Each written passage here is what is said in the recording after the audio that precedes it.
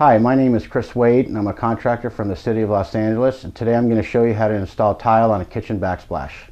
Okay, here we are at our kitchen. We're going to show you how to do backsplash today. Taking into consideration that the countertop is already done, your back tiles are cut all the way to the backsplash. Here we have our hardy back that goes along whatever walls that you're using. Most of the time it's going to be a painted wall surface, and you cannot put tile on a painted wall surface. It's got to have either a hardy back or a float, whichever you prefer. Assuming this is the center of our wall, we're in between two walls or just a wall and the edge of a countertop. You always want to start in the center, pretty much with any kind of tiles that you're going to use. Here's our center line. We mark our center line on the tile. That's where it's going to start. You start on the bottom layer, and it does rest right on top of the tile countertop. So that's pretty much what you're going to be looking at right there.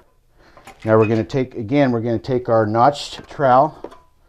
We're going to get some mud on it, and you're going to start at the bottom and work your way up.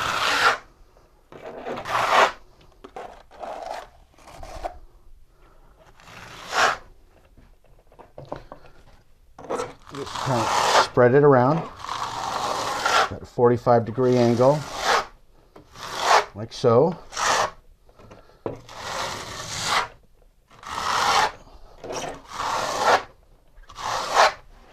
Then we're going to take our first tile, remembering where your center line is. If you have to mark it on the tile, that's okay as well. And just set your first tile there.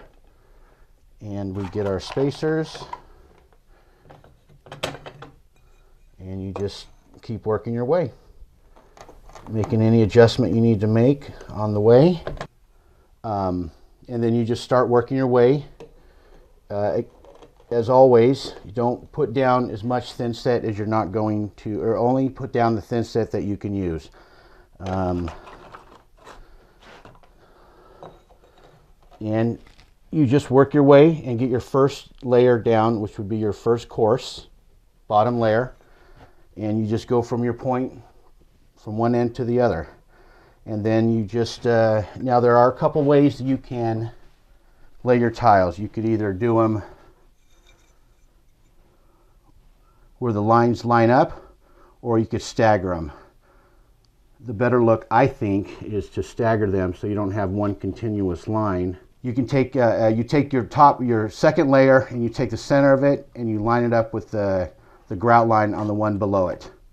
You can see, and it kind of gives it a staggered look all the way across. And you just, now you're going to work your second course. Put your spacers in. Make any adjustments as needed as you're going along, and you just firmly press them up against the backsplash. And put a couple more up just so you can get an idea what we're doing. So basically you're going to run your first course all the way down, and then you're going to start your second course, and you work your way all the way to what typically would be a cabinet up here, an upper cabinet. And you always want to make your last and final cut right below the cabinet in the most inconspicuous spot. Once you're all done with everything, your cuts, your pieces, everything's in, you always want to wait 24 hours before you can grout. And that about sums it up.